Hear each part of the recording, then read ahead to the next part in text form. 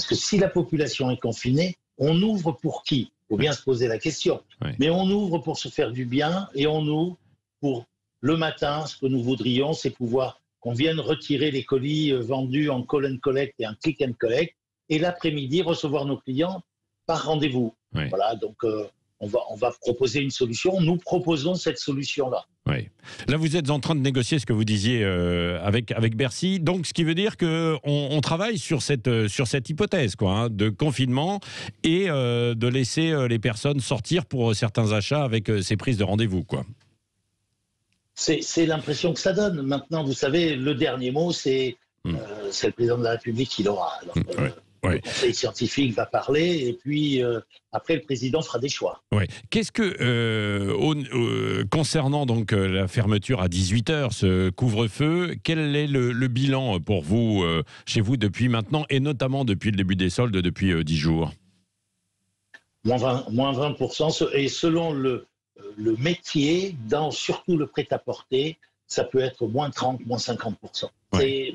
Et on le reporte par rapport aux ouvertures de soldes de l'année dernière. On fait ça, alors de date à date, c'est moins 30%, parce qu'on sait que la première semaine des soldes est très bonne et la dernière. Les autres, c'est neutralisé. Ouais. Donc aujourd'hui, on est en moyenne à moins 35% sur le prêt-à-porter, et pour les autres commerces, on est plutôt à moins 20%, Oui. puisque quand même le commerce alimentaire, on y va quand même. Ouais. Christian Baulme, et concernant donc la dépression, on dit qu'un certain nombre de commerçants sombrent dans la dépression.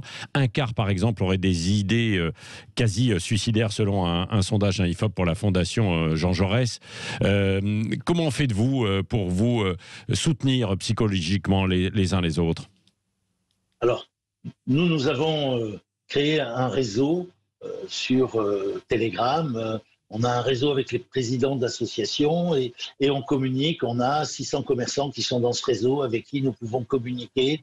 Alors, pas trop parce qu'il faut pas encombrer les réseaux, mais on communique régulièrement les impressions des uns des autres. On s'aide sur comment obtenir les aides.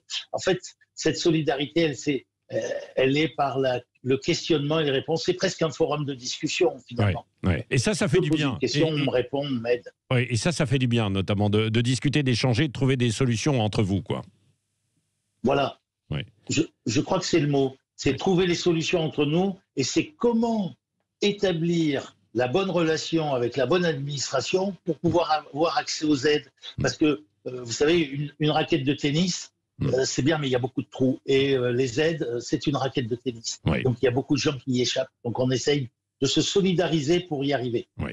Merci beaucoup, Christian Baulme, président de la Ronde des quartiers de Bordeaux et de l'Association des commerçants et artisans des métropoles de France. Merci d'avoir été avec nous en direct ce matin sur Sud Radio.